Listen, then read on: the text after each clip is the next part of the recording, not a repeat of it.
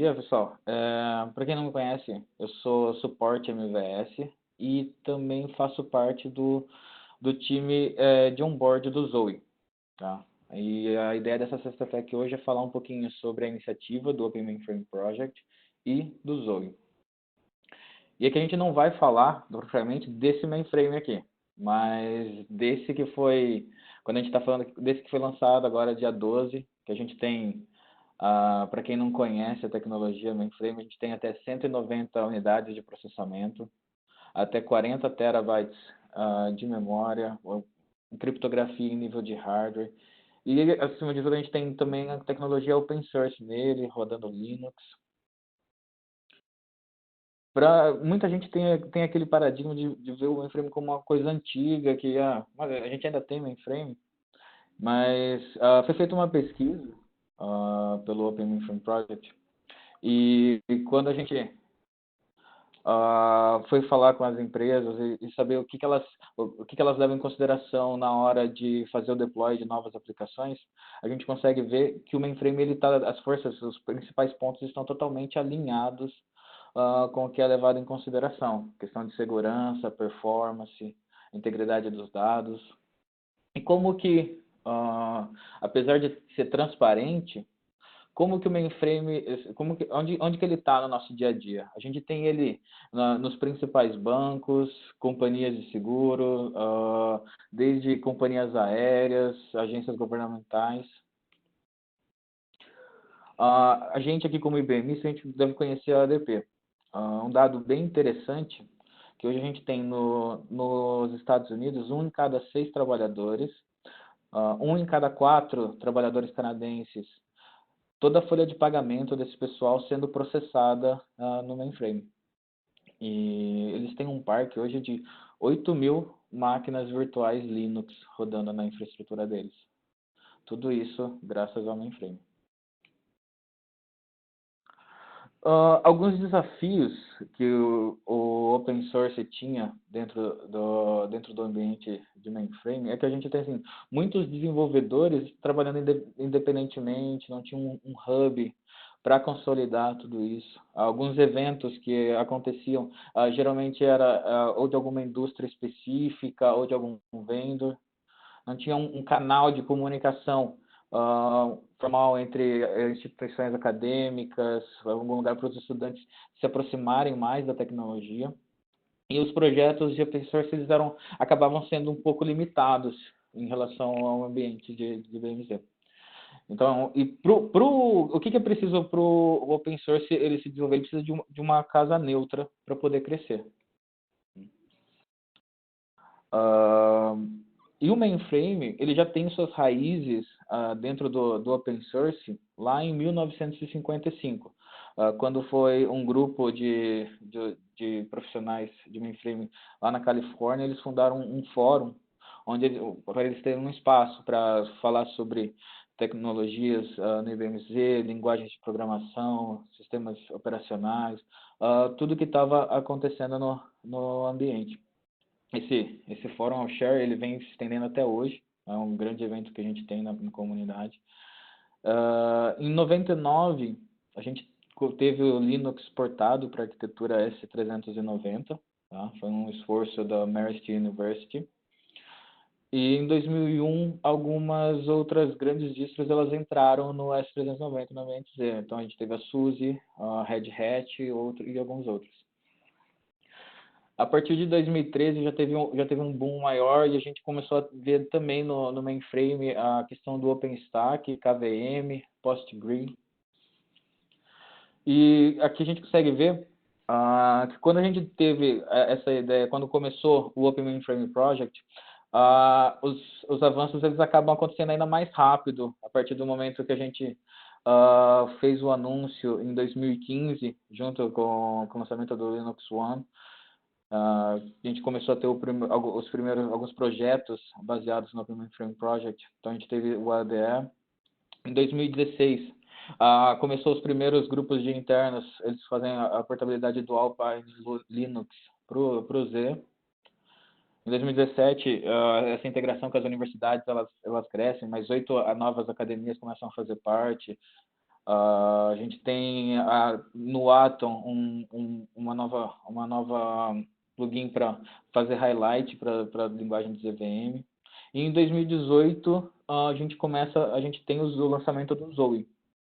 O Zoe ele foi o primeiro projeto open source no ZOS e a gente vai ver um pouquinho mais dele mais para frente nos slides. 2019, os projetos ainda aumentaram. A gente está tendo o lançamento do Feilong, que é um projeto onde a gente traz esse mundo de APIs, a gente impulsiona as APIs dentro do ZVM. Thirst Decompress em Java, Zorro, que é um projeto de baseado em workflows para o OSMF. E o que é o Zoe? O Zoe é um framework baseado no ZS que o foco dele é fazer essa junção de ferramentas administrativas e de desenvolvimento, mirando nesse mundo mais ágil que a gente vive hoje, tá? Trazer mais essa cultura de DevOps para dentro do ZOS, para nossas atividades. Alguns fatos interessantes que a gente tem sobre o Zoe, tá? Além dele ser o primeiro 100% open source, a gente teve a versão 1.0 anunciada no Think São Francisco, tá? Ele é bem recente. Agora, em agosto, ele fez 1 ano, o projeto do Zoe fez 1 ano. É pronunciado como Zoe, tá?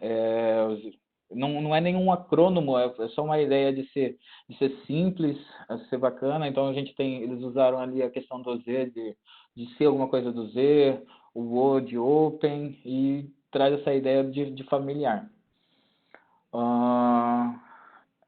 Os membros fundadores do Zoe, tá? Foi a IBM, a Rocket Software e a CA da Technologies.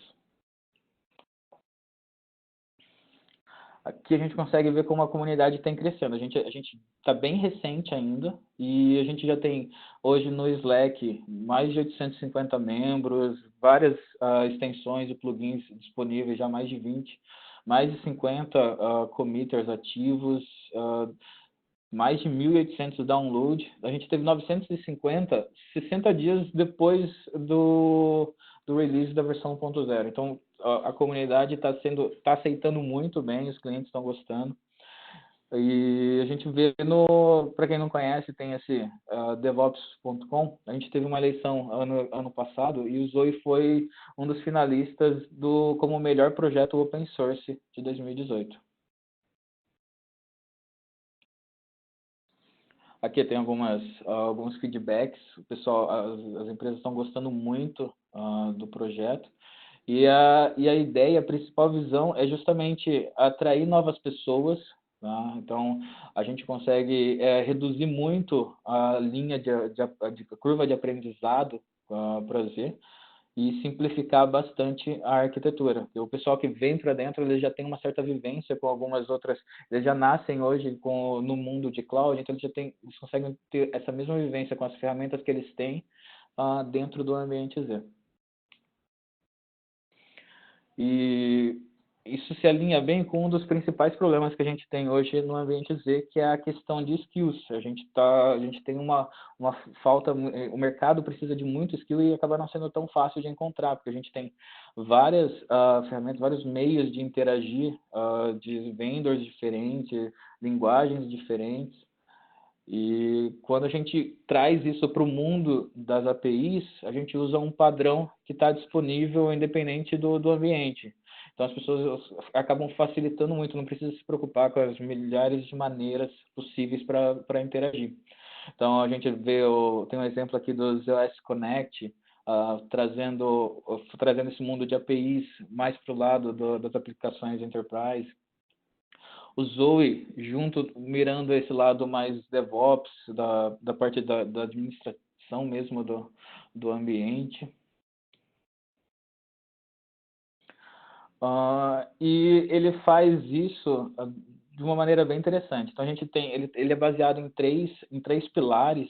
A gente tem dentro do Zoe a parte de API Mediation Layer. A gente vai ver mais para frente que ele usa a mesma tecnologia que a gente tem do Netflix, projeto Eureka, Azul. A gente tem a parte de documentação, toda a parte de Swagger das APIs. Um dos outros pilares é a parte de trazer um desktop web para você poder interagir também com o seu ambiente. E uma linha de comando baseada no JS, que também é bastante comum no ambiente cloud, DevOps.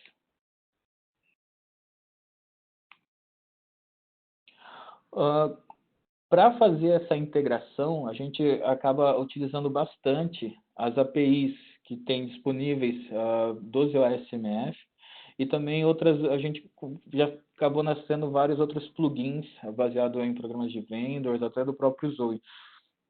Então a gente tem as APIs de dataset para trabalhar com GES, OSS, de sistema.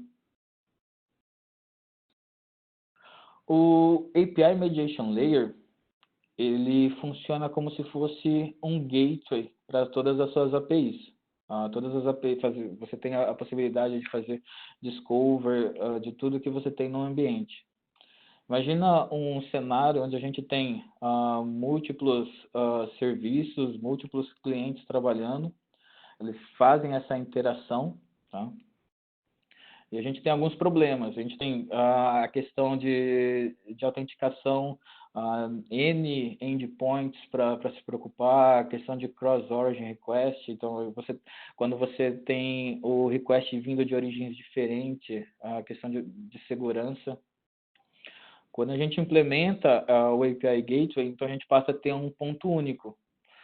É que eu disse, a gente tem a questão que é a base do API Gateway, é o Netflix Zoo, projeto Eureka.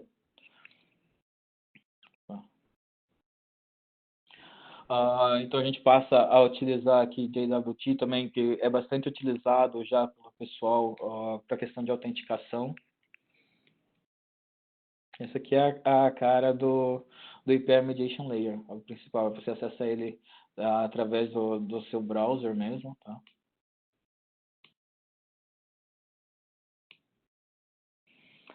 O Web Desktop, ele funciona como um container para os seus apps. Então, você tem diversos apps dentro do seu ambiente, que eles são instalados como se fossem plugins, e você consegue fazer a navegação tendo a mesma experiência que você tivesse utilizando o seu Linux, seu Windows ou seu Mac.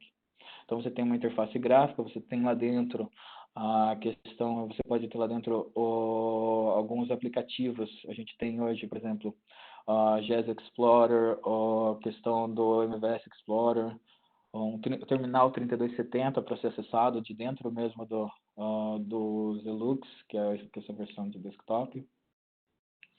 Você tem um editor de texto baseado também no VS Code, que eu vou mostrar mais para frente. E o legal é que é sem instalação nenhuma do lado do cliente, do lado do cliente. Então é tudo HTML, CSS e JavaScript rodando e sendo servido pelo seu LPAR. O terceiro componente que eu mais gosto também, eu vou fazer as demos depois, baseado nele, é a CLI. Tá? Então, o CLI, para quem acaba já desenvolvendo desenvolvendo aplicativo, trabalhando com cloud, já deve estar bastante acostumado. Então, ele traz várias possibilidades, vários plugins já, para você emitir comando para console, trabalhar com jobs. Ele permite que você faça integração, por exemplo, com serviços de automação como Jenkins, trabalhar junto com o Git. Tem bastante coisa legal. Então, hoje a gente tem alguns aplicativos já explorando o Zoe e a gente tem os serviços de core do Zoe. Omega Moon para Storage foi um dos primeiros que começaram utilizando o Zoe. A gente já tem a SMU, o Waze, que é uma IDE baseada no VS Code, no Zoe, para desenvolvimento COBOL e linguagens de alta plataforma. Você tem o DB2 DevOps Experience, que eu acho bem bacana também a proposta dele. Você traz as mesmas características do desenvolvimento com branches, Git, para dentro do ambiente de desenvolvimento para DB2, para as atividades DBA. E no core você tem o Zoe Desktop, API Mediation Layer, CLI e alguns outros plugins que já são padrão. Aqui a gente consegue ter uma visão dessa arquitetura, o que tem por trás fazendo isso ser possível. Então a gente tem aqui do lado do cliente, o Zoe CLI, que você faz a utilização através do seu terminal. E através do browser você tem acesso ao API Catalog, aos Explorers e todas as outras ferramentas que estão disponíveis através do Web Desktop. E os componentes rodando do lado da sua LPAR. Então a gente tem esses componentes em amarelo, API Catalog, MVS API, Jazz API, eles são feitos com Spring Boot Tomcat. A gente tem outros componentes em Node.js, como MVS UI, o próprio Zelux. E utilizando o Metal C, a gente tem o ZSS Server, que cuida da parte de segurança e ele vai fazer a parte de segurança das suas APIs. O Zoe ele é open, então assim, toda a questão de suporte, quando a gente precisa de alguma dúvida, a gente vai na comunidade, a gente consegue, tem bastante gente se ajudando. E a gente passou a ter oferta também agora a Enterprise para a parte de suporte. Então a Broadcom começou a dar suporte para o Zoe, oferecer esse suporte para o Zoe. Algumas coisas sobre 2019 no OpenMFM Project e Zoe. Até pouco tempo atrás, a gente fazia toda a parte da instalação era feita através de um arquivo PAX, então você fazia tudo pelo SS. E agora a gente tem a questão de uma instalação feita pelo SMP. Então você pode utilizar o próprio SMP para fazer a instalação do Zoe. E a gente lançou também no terceiro quartil o Conformance Program, então outros vendors estão aderindo, entrando para a comunidade e oferecendo outros serviços em cima baseado no Zoe. E agora no quarto quartil também a gente tem a questão de como se fosse uma loja para o Zoe, então um marketplace dessas ofertas de plugins disponíveis. Então, aqui a gente tem a questão da instalação, como pode ser feito. A gente tem esses dois modelos fazendo hoje o PAX, então você tem essa instalação no SS, e você tem o formato de SMP, que assim, apesar de a gente ainda está numa versão beta, então você pode já começar a testar, experimentar, mas ainda não foi, a gente não chegou com uma versão comercial, mas já está disponível para fazer a instalação dessa maneira. Alguma coisa, vou dar um spoiler aqui, no projeto Zoom, tem um colega, o Eduardo, ele fez algumas workflows para fazer a instalação, então fica bem bacana, bem rápido de fazer, bem simples. Ainda não está lá, mas logo vai estar disponível já no GitHub. E a questão de outros vendors agora também aderindo ao programa e tendo ofertas comerciais em cima do Zoe. Então a gente teve em agosto a Phoenix trazendo o EGS para o Zoe, e teve o anúncio, se eu não me engano, na semana passada, também recente ainda, do SyncSort também aderindo ao programa também. Então logo mais plugins, mais aplicativos disponíveis no nosso marketplace. Antes de eu ir para a demo, eu vou... Como que a gente faz para participar do projeto? Tá? Então, a gente... É uma comunidade aberta, então você tem no GitHub vários projetos lá que você pode entrar, participar. Dentro da estrutura, a gente tem vários comitês que participam da parte de desenvolvimento, do core, a questão do onboard, então desenvolvendo material para facilitar a aderência, tutoriais, vídeos. E para quem quiser entrar, depois o Eugênio vai mandar a apresentação junto. Então tem esses dois links aqui, vocês conseguem ver o calendário nosso, participar das meetings que tem semanal do projeto, ficar bem antenado no que tá acontecendo na comunidade. Essa semana teve alguns anúncios bem legais, então a gente provavelmente deve ter a versão 1.5 disponível logo, ela vai trazer no plugin de CLI mais algumas funções para você poder trabalhar com arquivos EFS, montar, desmontar seus endpoints. Aqui tem o link do Open Mainframe Project, do Zoe, para quem quiser entrar lá depois na página. Eu vou passar aqui, acabando a apresentação, mostrar esses links para vocês. Então, esse aqui é o GitHub do Zoe, tá? Então, se vocês entrarem, quiserem ver, procurar issue para trabalhar, documentação, qualquer coisa para participar da comunidade, a gente tem bastante repositório aqui, já acho que mais de 94 repositórios estão projetos, desde TypeScript, Java, Shell. Essa aqui é a página do Open Mainframe Project, então se vocês quiserem informações sobre os projetos que eu comentei aqui, que a gente tem, então, o Zoe, o Zoro, o projeto Feilong. Tem bastante blog que o pessoal está escrevendo e eles estão publicando aqui também, tá? Então, para vocês se familiarizarem mais com as propostas, com as ferramentas que estão disponíveis. E essa aqui é a página do Zoe. Então, dentro dela, vocês conseguem acesso, por exemplo, a versão 1.5, apesar de a gente ter tido a demonstração, não está disponível ainda para download. Mas logo deve estar aqui. Então, você tem as versões atuais para poder utilizar, tá? Tem aqui a alfa do SMP, que eu comentei para quem quiser utilizar, fazer instalação via SMP. Tem acesso a versões anteriores também, do Zoe.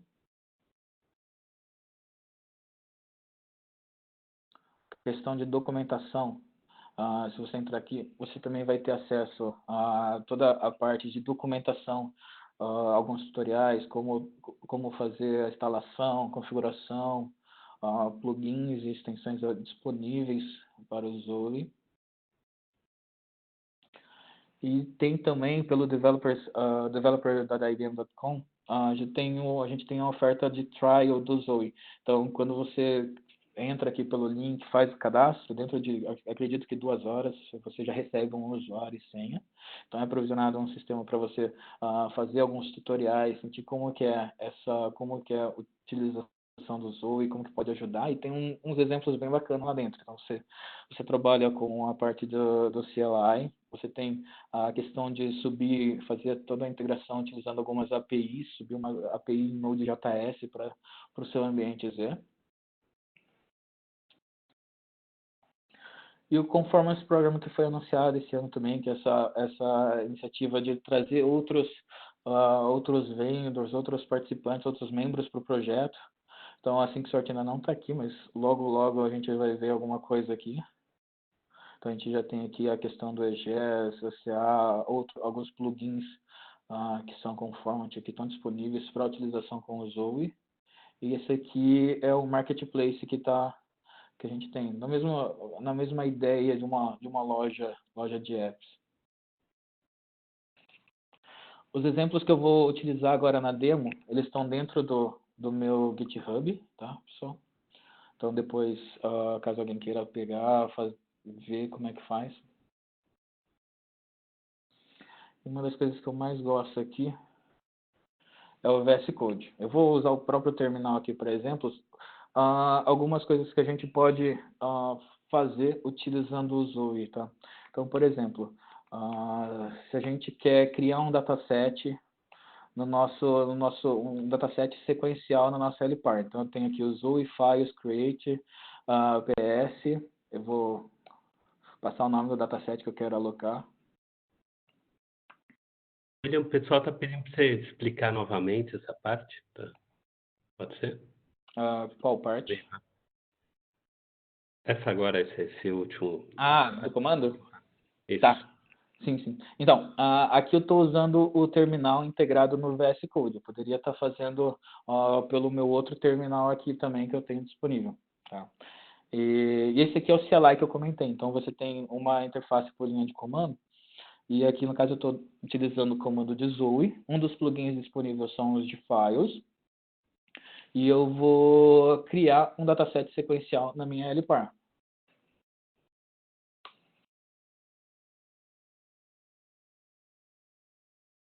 Eu posso passar essas informações customizadas. Tá? Não necessariamente, como eu não passei, ele criou com os atributos padrões. Esse dataset, então, aqui, eu vou entrar na LPAR agora para a gente ver.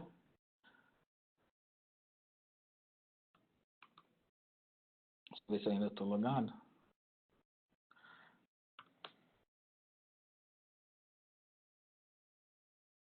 Eu posso fazer quase toda a interação que eu faria usando o 3270, agora eu posso fazer tudo centralizado na minha máquina, utilizando o CLI. Posso fazer, eu vou alocar agora um Sestatec 2, tá? Eu posso fazer utilizando o próprio plugin do VS Code. Então aqui eu consigo definir quantas LPARs eu quiser. Então eu posso vir aqui criar os profiles das LPARs. Então, por exemplo, aqui eu tenho mais outras 3 profiles que eu posso utilizar. E esse aqui é o que eu uso mais, então ele já está salvo aqui. Posso criar referência para alguns favoritos. Então, por exemplo, eu tenho aqui a questão dos datasets que eu favoritei, então eu tenho acesso mais rápido para eles. Eu vou procurar, por exemplo, um dataset aqui agora, omeg.vc. Então, no caso aqui, eu tenho esses dois, eu passo da mesma maneira que eu passaria lá pelo 3270. Então, eu tenho acesso ao meu PDS, consigo fazer a edição dos datasets direto aqui da minha máquina, já salvar na LPAR. Então, eu tenho aqui as opções para ir fazendo esse upload, download. Além da parte de datasets, eu posso vir aqui e ter acesso também à parte de OSS. Então, eu tenho aqui meu diretório lá dentro da LPAR. Tudo através aqui do VS Code. Então, eu tenho centralizado numa ferramenta aqui. Eu não sei, aquele exemplo clássico de quem nunca foi, quando foi copiar e colar algum conteúdo dentro do ISPF e não viu a quantidade de espaço, acabou sobrescrevendo alguma coisa. Então, você acaba evitando esses problemas. Fora o fato, por exemplo, eu vou criar um JCL aqui, só de exemplo, utilizando uma ferramenta que eu acho bem bacana, que são os snippets, tá? Eu vou criar um novo dataset.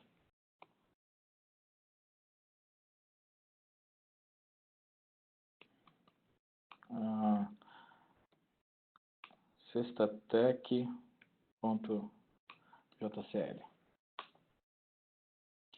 Então, quando a gente... legal, a gente está na nossa LPAR e a gente tem já as bibliotecas de JCL que a gente está acostumado, por que ficar escrevendo novamente?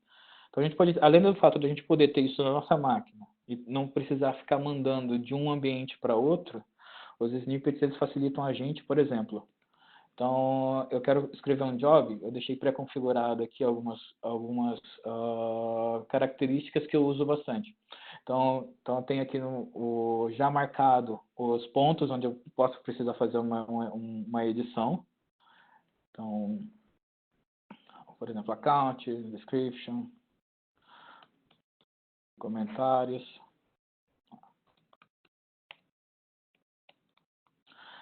Eu quero fazer um IBCOP. Eu já tenho definido alguns padrões. Então ele já traz para mim e acaba sendo muito mais ágil. Então eu tenho aqui, posso mudar. Eu já deixei padrão que o que eu costumo editar é a questão do staff name, do DDD name, qual vai ser o meu dataset de entrada.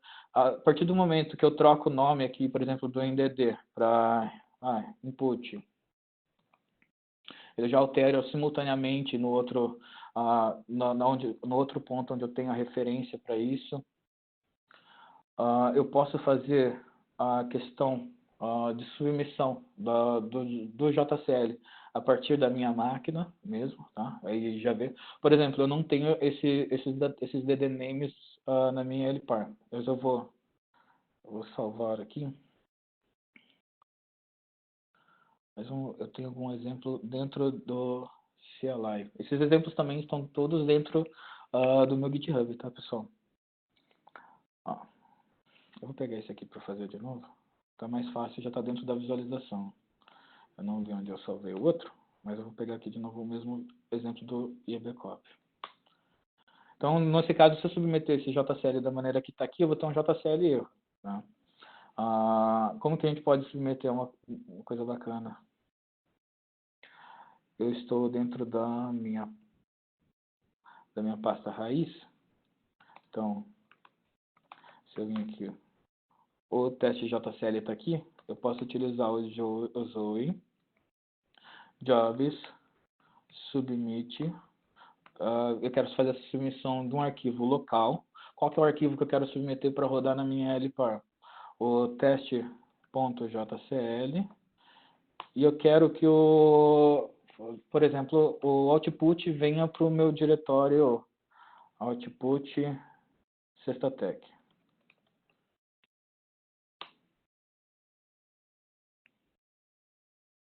Então, nesse momento, a gente já sabia que, como eu não alterei nada no JCL, a gente ia ter um JCL erro, mas ele traz aqui já para mim as informações. Qual que foi o job ID que entrou para ser rodado, qual que foi o return code e onde que está o output. Então, eu tenho, ele criou para mim aqui a pasta já, então eu tenho aqui todos os cartões que eu teria para ser acessado dentro do meu SDSF para visualizar aqui dentro. Então, eu já deixei toda a parte de execução. O dataset INDSN não foi encontrado. Se eu estiver utilizando, por exemplo, daqui, nessa aba aqui, nesse plugin do Zoe, vocês conseguem baixar ele através da parte do Marketplace do VS Code, as extensões. Se eu tivesse o JCL aqui, eu teria a opção já automática de submissão de jobs direto aqui a partir do botão direito. Dentro também do plugin, eu tenho acesso aos jobs que executaram tudo que teria o meu ID lá dentro do SDSF. Então, nesse momento aqui, a gente tem essas 5 entradas, que são do meu usuário e o próprio job que acabou de rodar. Então, também, caso eu não tivesse passado aqui o output para vir para minha máquina, eu poderia acessar direto por aqui. Vamos pensar num exemplo onde um comando que tem uma resposta muito grande. Então, digamos que eu quero só saber se tem um dataset apefado. Então, eu usou console. Deixa eu limpar a tela para ficar mais fácil de ver. Então, usou console issue command. Então, vamos supor que eu quero ver meus datasets de APF. Eu já estou utilizando outras ferramentas que eu teria no terminal, por exemplo, o grep, para filtrar e me trazer só os datasets que tenham esse determinado texto aqui. Então, no caso aqui, ele achou esse dataset apefado. Se eu quisesse, por exemplo, emitir um comando de TSO. TSO, issue, command, time.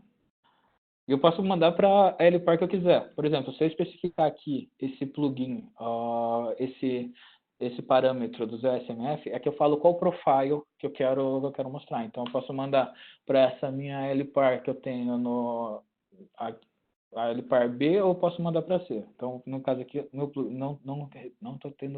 não tive resposta para aqui. Deve ter alguma coisa errada com o meu usuário. Eu vou tirar esse plugin, ou melhor, vou utilizar o segundo que eu tenho dele.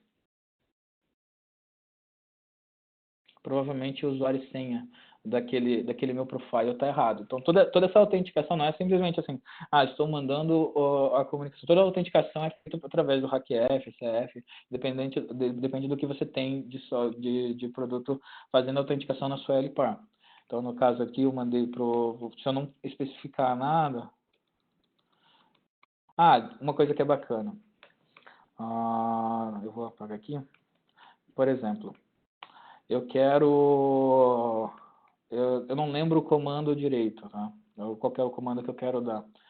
Tem alguns plugins que eu utilizo, ele me traz o histórico de tudo que eu tenho emitido de comando. Então, é outra coisa que facilita bastante. Nesse caso aqui, ele vai atualizando baseado no que eu vou escrevendo. Por exemplo, files. Então, eu tenho todo o histórico de arquivos que eu utilizei dentro dessa linha de comando. Se eu não sei o comando e não tenho esse histórico, eu tenho a opção também de help. Opa. Vamos lá, digamos que eu estou querendo criar um PDS, mas eu não sei qual que é a sintaxe. Se eu vim por essa maneira, ele vai me mostrar aqui quais são os parâmetros, um exemplo de como utilizar. Mas através do CLI pode ser meio difícil, a cada parâmetro que eu vou dando e colocando um help. Outra coisa bacana que tem, acho que a partir da versão 1.4, tem o web help. Então, acho que é HW, vamos ver. Isso. Então, nesse momento, ele vai... Opa, deixa eu fazer isso. Eu não fiz ainda por aqui. Nesse caso aqui. Como o comando não funcionou, ele já deu a dica para mim de como fazer. Então, no momento que eu uso o Web Help, ele vai lançar para mim, dentro do meu browser, essa outra maneira de eu visualizar os comandos que eu tenho disponível. E isso daqui é atualizado baseado nos plugins que eu tenho instalado. Então, no meu caso aqui, aparece o plugin de Kix, ou de DB2, mas digamos que tem a questão se a pessoa tiver também instalado plugins para CSS View, Endeavor, eles vão aparecer aqui também. É dinâmico essa busca. Eu poderia fazer essa busca através do próprio site da documentação do Zoe. Então, deixa eu achar aqui.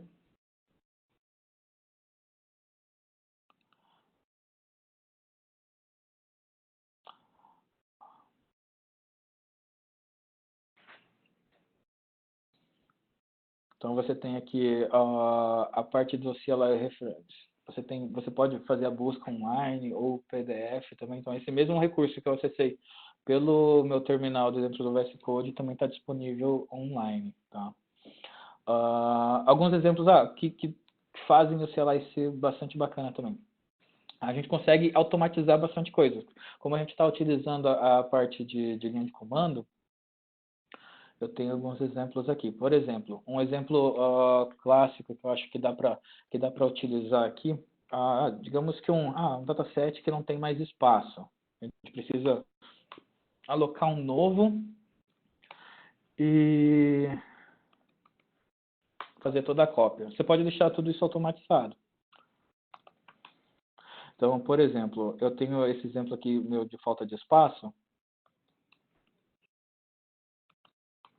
E o que eu tenho aqui dentro? Eu criei já alguns scripts que você pode usar a linguagem que você preferir, que você tem mais familiaridade, tá? No meu caso aqui eu utilizei JavaScript e eu tenho o meu script para fazer increase do size. Então, automaticamente, eu utilizei coisas que a gente, principalmente, vocês já devem estar muito mais acostumado que eu, Rex, JCL. Você pode integrar tudo isso com as ferramentas que a gente tem aqui na nossa máquina, com JavaScript, com o VS Code, com Jenkins. Então, no caso aqui, o que eu faço? Eu tenho um template de Rex simples, tá? Eu estou só dando um list DSI no meu dataset e pegando as informações, tá? Que eu vou utilizar. Eu tenho um exemplo de JCL pronto, que vai fazer a cópia desse dataset para um dataset novo, onde ele vai ter o dobro da alocação secundária. E tudo isso está linkado aqui. Então, o que o meu script vai fazer? Então, ele faz a leitura desse dataset, ele vai executar o comando, vai fazer o upload para mim, utilizando o Zoe, files, upload, para minha LPAR. Vou pegar a resposta, aqui eu estou dando um display na resposta que eu vou fazer, e vou fazer a alocação de um dataset novo. Então, como que eu faço isso? Então, node... increase size, eu vou usar o backup, só para não ter aqui. No exemplo, eu não estou fazendo o override, então eu vou pegar aquele dataset que a gente viu, que eu tenho lá na LPAR, esse OMEG V5R5 CNTL.backup, e estou falando que eu quero aumentar o tamanho dele. Então, eu estou fazendo, ele faz o build da minha Rex, customizado, eu estou utilizando alguns templates, algumas ferramentas que me permitem usar template. faço o upload e o display. Então, aqui eu tenho como que as informações, todas aquelas informações que eu peguei do meu dataset e vou fazer daí a alocação através do JCL. Então, ele já submeteu para mim os jobs para fazer a cópia. Então, nesse momento, se eu vim aqui atualizar de novo o meu plugin, aqui mesmo, dentro da parte de dataset, eu vou dar um refresh. Então, a gente tem um backup do backup. Tá? Por exemplo, eu tenho um outro script aqui para fazer a PF.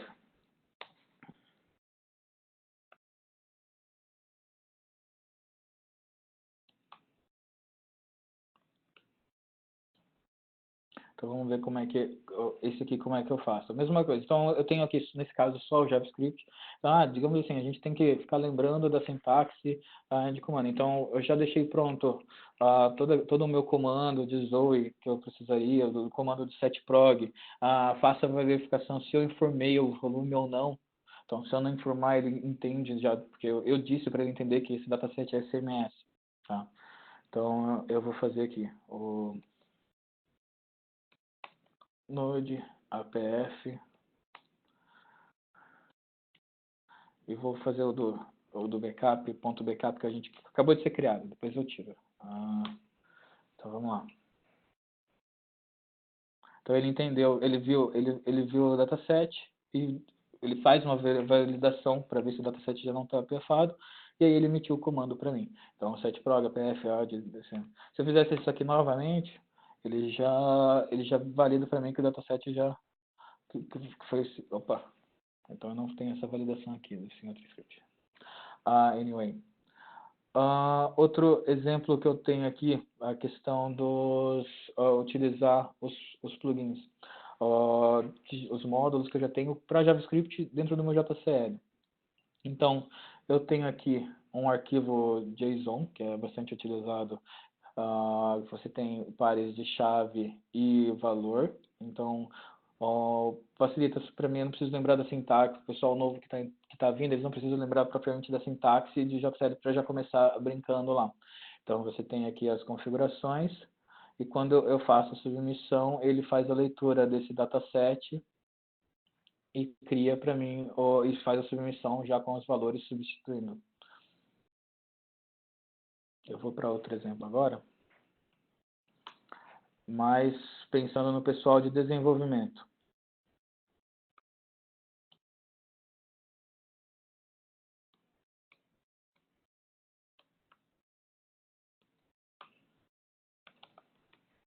Então aqui eu tenho uma aplicação que eu fiz aqui só para teste. E a gente tem, eu criei aqui a pasta, então é um Hello World em COBOL. Tá? Eu tenho 2 jobs que são executados.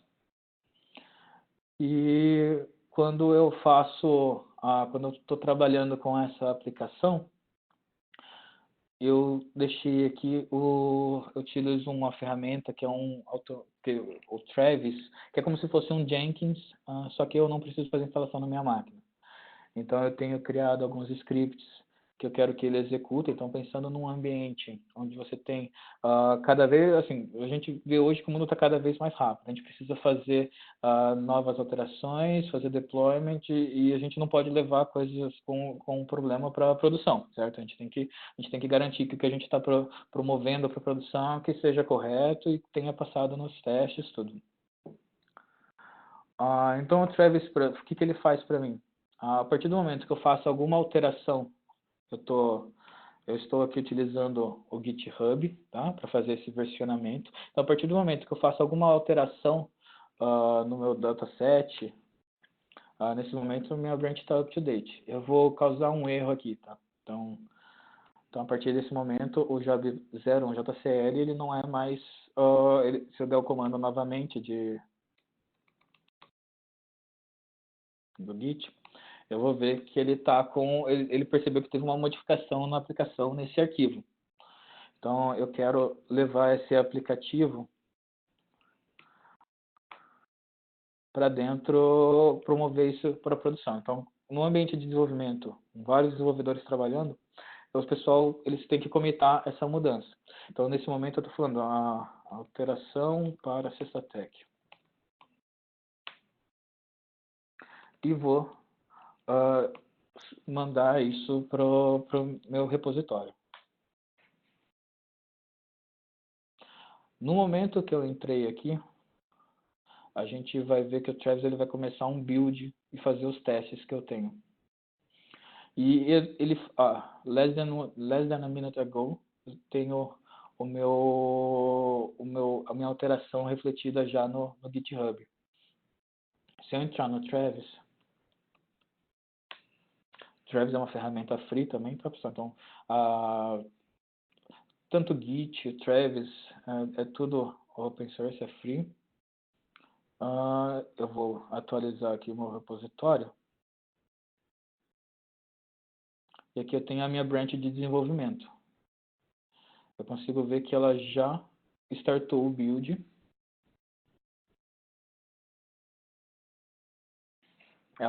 Nesse momento, ela começa a criar uma máquina virtual aqui, um serviço, onde eu vou instalar o Zoe aqui dentro para fazer essa integração, essa ponte entre o meu ambiente de desenvolvimento e a minha LPAR. Poderia utilizar containers, eu poderia até não utilizar o Zoe, poderia fazer essas chamadas APIs diretamente com os ASMF. Mas assim, a questão é que o Zoe facilita muito essa integração entre esses dois mundos.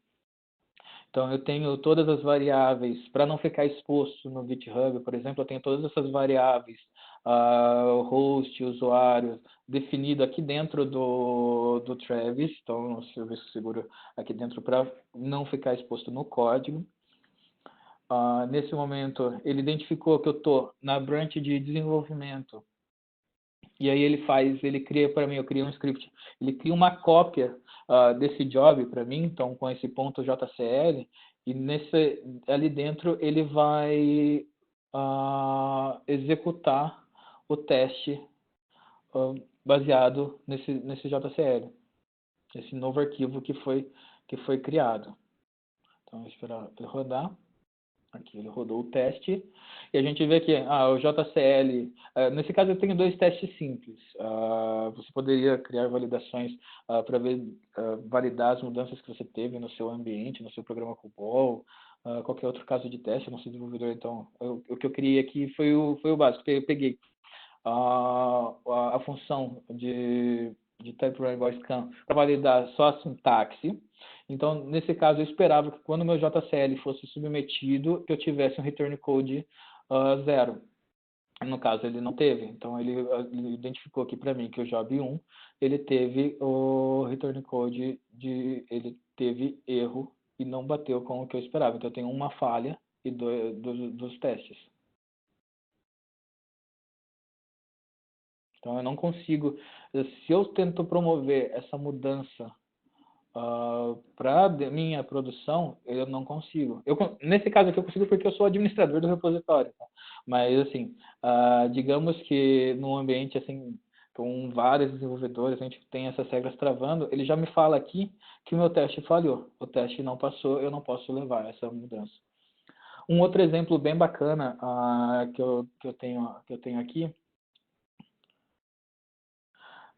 deixa eu entrar aqui. É um bot daqui.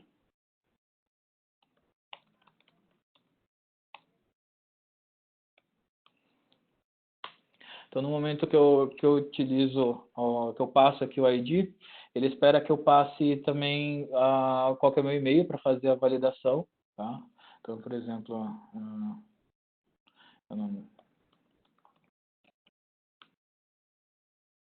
então, a partir desse momento, ele viu os dados batem, então ele faz o reset. Então, ele faz a validação toda. Eu tenho um aplicativo rodando no IBM Cloud, fazendo essa validação, essa chamada a um banco de dados Cloudant, fazendo a interface utilizando o Watson Assistant, e daí eu faço o uso do Zoe para fazer essa ponte com a LPAR e fazer o reset automático das senhas.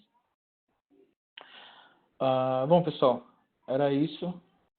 Eu vou voltar aqui a arrumar para a gente ver ele passando o teste. Mas era isso que eu tinha para mostrar, algumas possibilidades. Tem várias outras. Você pode utilizar as ferramentas Jenkins. O pessoal da Broad, quando tem um blog no Medium, você pode ter acesso depois. Eles utilizam o Jenkins com alguns plugins e o Zoe para monitorar o ambiente deles de apresentações. Então, quando alguma coisa está errada, porque eles vão precisar algum serviço está offline, então aparece lá vermelhinho na tela deles. Bom, era isso.